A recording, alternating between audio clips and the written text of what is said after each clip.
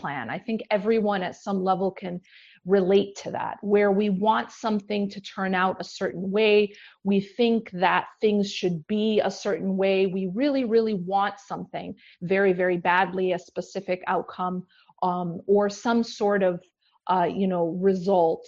And we do not get that result, and we do not get that outcome that we really, really want, or that we really, tried very hard to get to. I think that of all the years, in the sort of recent past, 2020 is a wonderful lesson of the fact that we plan and Allah plans. And I want to actually extend that to explain why it is that, in fact, not only is it that we plan and Allah plans, but Allah is the best of planners. There's a lot of plans that every single one of us had during this year. There are a lot of plans that every single one of us had, for 2020 that didn't exactly work out. For example, many of us had specific plans for Ramadan. We probably, we had a specific routine that we were accustomed to, and we almost became, maybe we even had a sense of entitlement, that we felt entitled to these things that we were just used to doing, like going to the masjid for Taraweeh, like meeting our family and our friends for iftar. But it didn't really work out that way. And, with the whole, upheaval of the COVID-19 and the lockdown, I think a lot of us, at different levels learned this lesson. And that is that we can make plans all day. We can spend our lives planning something. But at the end of the day, it's Allah's plan that takes over. And I want to really focus on that, because I think for a lot of people, that concept is scary. I think for a lot of people, that concept makes them feel insecure, almost like, wait a minute, I'm not in control. And I think it's actually ironic that we think that way, because to me, and if you really, really examine it, there's nothing more terrifying, more frightening than the idea of me being in control of my own life and in control of everything that happens around me. Can you imagine? Think for a moment about our condition as human beings. We as human beings are extremely weak by nature. We are extremely flawed by nature. We are extremely limited by nature. We don't know what's going to happen 5 seconds from now, right? We don't know, what's beyond the very limited amount that we can see with our physical eyes, or that we can hear. We don't know the future. We don't know beyond a very, very small scope. So our knowledge is very, very limited. But beyond that, our ability is very, very limited, right? There's a limit to how much weight we can carry. There's a limit to how much, how far we can see, how much we can hear. There's a physical limit as well to our ability, as well as there being a limit to our knowledge. Now imagine with all those limits and all of our biases, and previously we were talking some about the biases that we have, the injustice that we see in the world, the racism. I mean, we as human beings are a collection of a lot of weaknesses, limitations, and biases. Now, can you imagine that entity that has all these weaknesses and all these biases and all these limitations was put in charge? And I think that if you really examine it, that would be extremely terrifying. That if we were actually the ones steering this ship of our lives, and the consequences, ultimate consequences, and the direction of our lives and the lives of those around us, I think that to me is terrifying. But thank God we are not the ones who are ultimately steering the ship. See, many of us were sort of, I guess what you could call like control freaks, right? We want to feel like we're in charge. We want to feel like we're in control of our lives. But at the end of the day, it isn't us. It isn't us who is steering the ship of our lives, the ship of this world. It's actually Allah subhanahu wa ta'ala. And I wanna say that alhamdulillah for that. You know, every single day when we thank Allah, we have so many blessings to thank Allah for. This needs to be one of them. This should be one of those blessings that we thank Allah for. Like, thank God I'm not in charge of what happens in the world. Thank God I'm not in charge of what happens in my life, in the outcomes of my life. Because I would mess it up. That would be a disaster. You know, and if you think about how Allah subhanahu wa ta'ala has designed and how he has steered our lives, many of us, you know, for example, there'll be times in our lives where we really trying for something, a specific thing, a specific outcome, and it doesn't work out, right? And it isn't until, you know, sometimes far into the future that we look back and we sometimes are given some knowledge of how that was actually better for us. And many of us are extremely thankful that specific outcome that we wanted, you know, maybe it was a specific job that you wanted, or a specific person that you were trying to marry, or a specific place you were going to move, or whatever that happens to be that you were trying for, and Allah blocked it. And then, you know, sometime in the future, you look back and you realize that it was for your own good. But this is one of those things that only Allah subhanahu wa ta'ala knows. So I wanted to just give an example of this, that I think it's a story in the Quran that I think absolutely illustrates this point so beautifully. It's an entire chapter to the story of you know, Yusuf alayhi salam, his father, his brothers, and about the story of what Yusuf alayhi salam went through. And I think if we look at his story, we get this lesson really illustrated again and again. And that is that something can appear on the externally to be negative. And you may not understand why it's happening. You may think it's a bad thing, but that ultimately in the future, it was part of the greater plan of God. It was part of the greater divine design. And I think when you study the story of Yusuf alayhi salam, you see this beautifully illustrated. I'm just going to give a few examples from his life where you see this you know, unfolding. So as you know, Yusuf alayhi salam, when he was very young, he had a dream.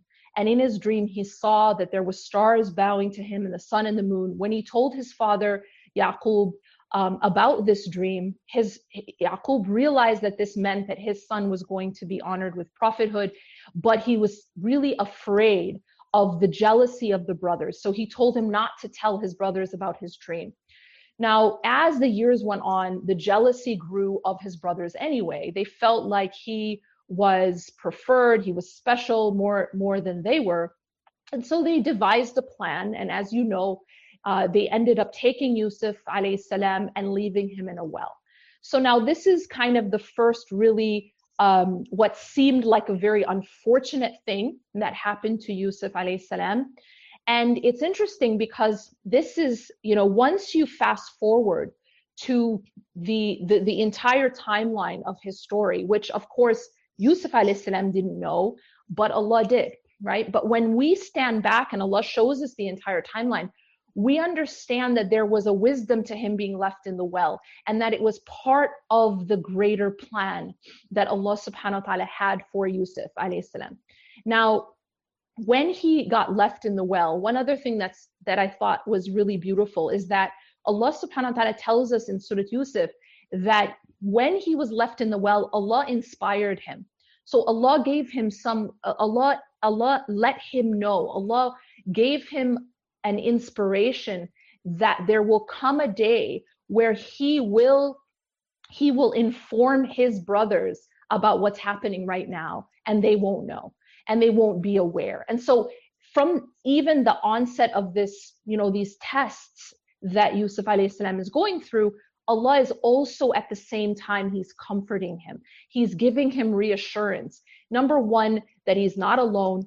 And number two, that there is a purpose to this, that there is a greater design. There is a divine design that is unfolding, that it isn't just random, and that Allah subhanahu wa ta'ala has not abandoned him. So his being left there in the well. And one other point I want to mention here is that there's a lesson here as well for our own lives, and that is that besides the concept of things happening, appearing to be bad, but actually being ultimately part of the greater plan, is this lesson that even in the bottom of the well, so this is like a really, I mean, this is really traumatic if you really think about it. Your own brothers, your own siblings, you think you're out for like a picnic and you're just playing, and then all of a sudden they take you and throw you and leave you in a well. I mean, that's trauma, right? That's traumatic. But you see that even when he was at that point, like literally, metaphorically and literally at the bottom, you know, like rock bottom type thing, right? But even in that state, Allah subhanahu wa ta'ala still gave him comfort. And you know, this is another lesson which Allah subhanahu wa ta'ala tells us in the Quran, where he says, Inna ma'al usri yusra, that indeed with the difficulty is ease. And so you see here that Allah subhanahu wa ta'ala gives us comfort even at the same time as our trials. That's a very important lesson from here. And this is a lesson that Allah tells us throughout the Quran, that our trials, Allah doesn't just give us trials and then just leave us to ourselves, right? Allah subhanahu wa ta'ala gives us trials, gives us difficulty, yes, but at the same time, He also gives us ease. He also gives us help. You know, like, for example, like practically speaking for us, how does that apply? You know, sometimes people might go through something really difficult, but Allah subhanahu wa ta'ala sends them people in their lives to help them, to support them. You know, maybe it's a friend, maybe it's a spouse, maybe it's a parent, maybe it's someone, you know, that you don't even know, that you listen to online, or that a book that you read. You know, and Allah subhanahu wa ta'ala doesn't just give us the difficulty, but He also gives us the aid and the help in order to handle that difficulty. Another example is that when we're tried, when we're tested in one aspect of our lives, Allah subhanahu wa ta'ala, at the same time, He gives us many blessings in other aspects of our lives, right? So a person who is tested, for example, in their health, like Allah subhanahu wa ta'ala tests them with a disease, for example. But at the same time, that individual has money, has safety, has, you know, a great family. So Allah subhanahu wa ta'ala has given them blessings at the same time as the trial. It's not that Allah tests us in everything at the same time, but Allah gives us a trial. Yes, He gives us the usr, the difficulty, but at the same time, He gives us ease. He gives us general and abundant yusr, general and abundant ease and blessings. And that helps us to cope. That helps us to cope with the difficulty itself. And so here you see that Yusuf alayhi salam, he is going through this trial. He's in the well, but Allah gives him the reassurance and the comfort of telling him that someday, you know, things are going to turn around, and it's going to be him that is informing his brothers about what's happening, and that the positions are going to change.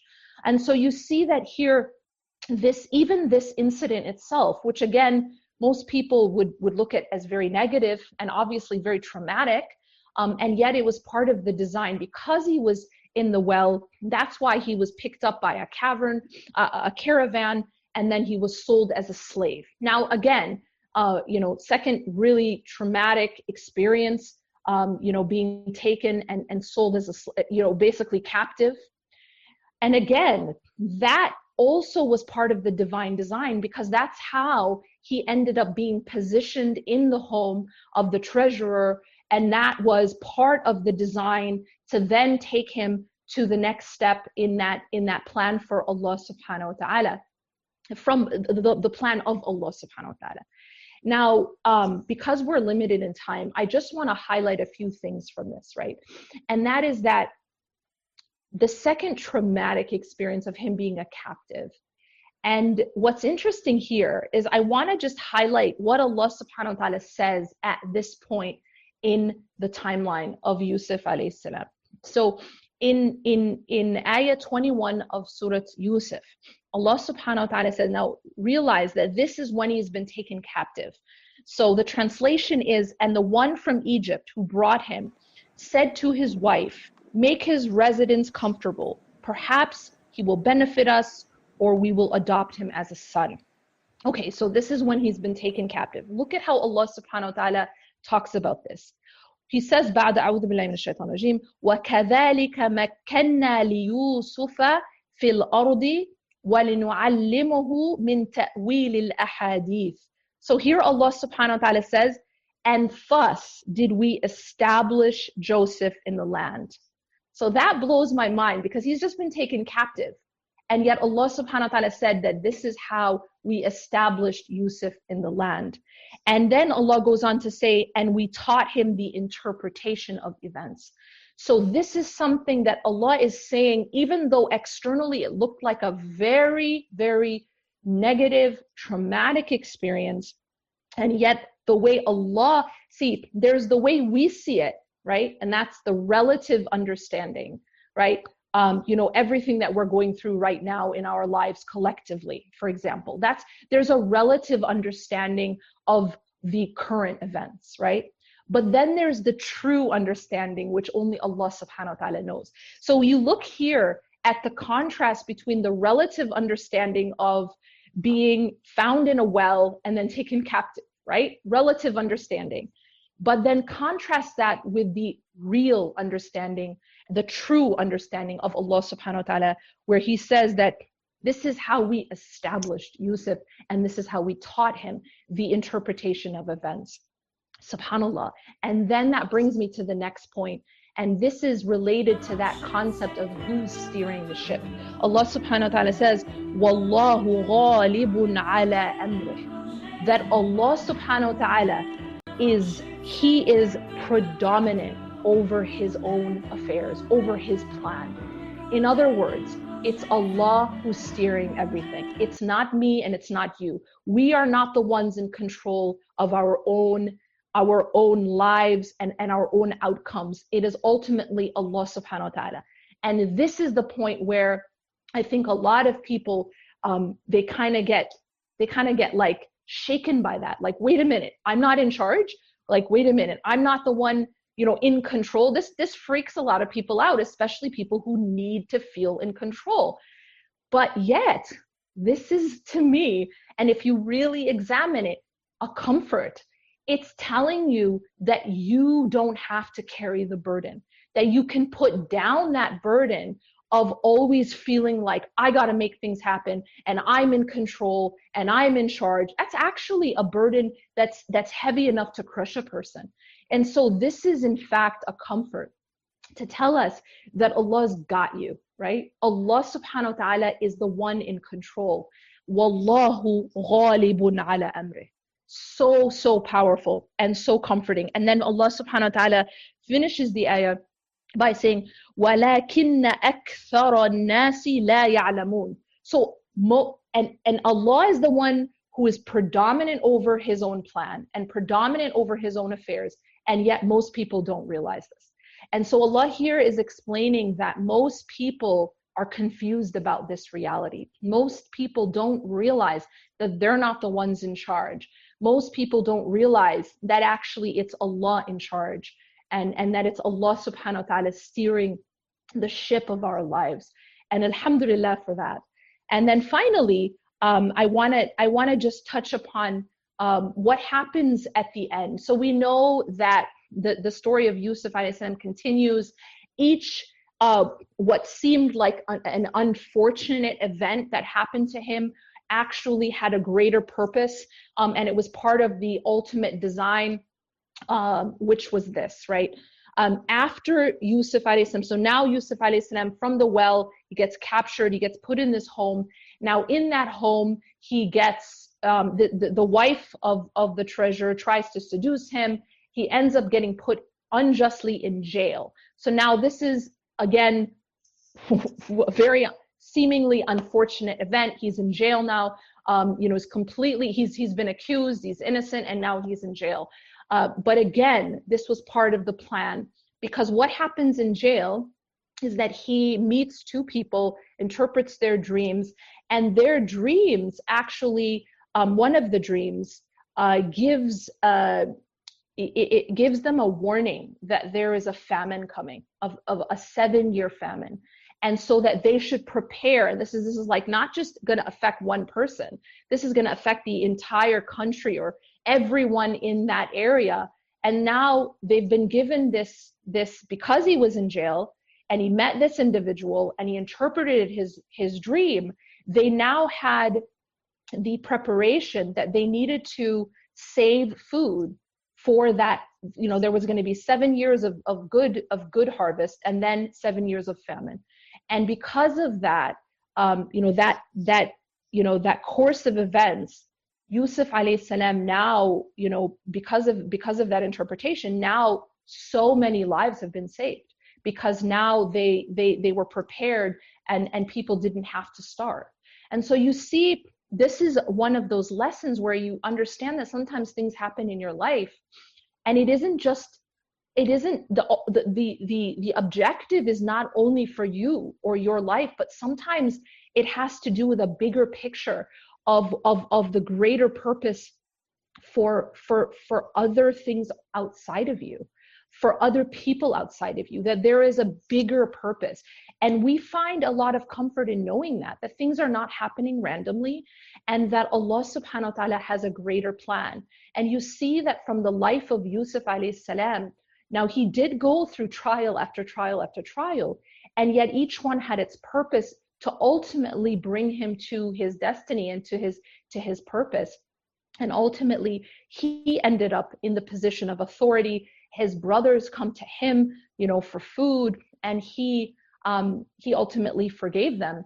But you see how the whole position that he was in, where he was the one who was weak, and then he ended up, that positioning completely changed, and now he was the one in a position of authority. Lastly, I want to end with this, and that is that, when you look at Yusuf alayhi salam and his state when he was at the lowest, and his state when he was at the highest, both states, he was submissive, he was grateful to Allah subhanahu wa ta'ala, and he submitted to Allah subhanahu wa ta'ala. He never complained, he never said, why me? He never said, this isn't fair. He was always in complete trust and submission to Allah subhanahu wa ta'ala when he was at his weakest, as well as when he was at his, that peak of authority. And now I want to end with this ayah, which is at the end of Surah Yusuf. This is verse 110, where Allah subhanahu wa ta'ala says, they continued until when the messengers despaired and were certain that they had been denied, there came to them our victory. And whoever we willed, we saved. And our punishment cannot be repelled from the people who are criminals. SubhanAllah, Allah here is telling us, and He is reassuring us, that just as the prophets and the messengers, they would get to a point where they would almost despair, and they would almost think that they were being rejected. And then Allah subhanahu wa ta'ala would bring His victory to them, and He would save them. And so this is obviously a lesson for all of us. The following ayah, verse 111, says that لَقَدْ كَانَ فِي قَصَصٍ. So here Allah subhanahu wa ta'ala says لَقَدْ كَانَ. Now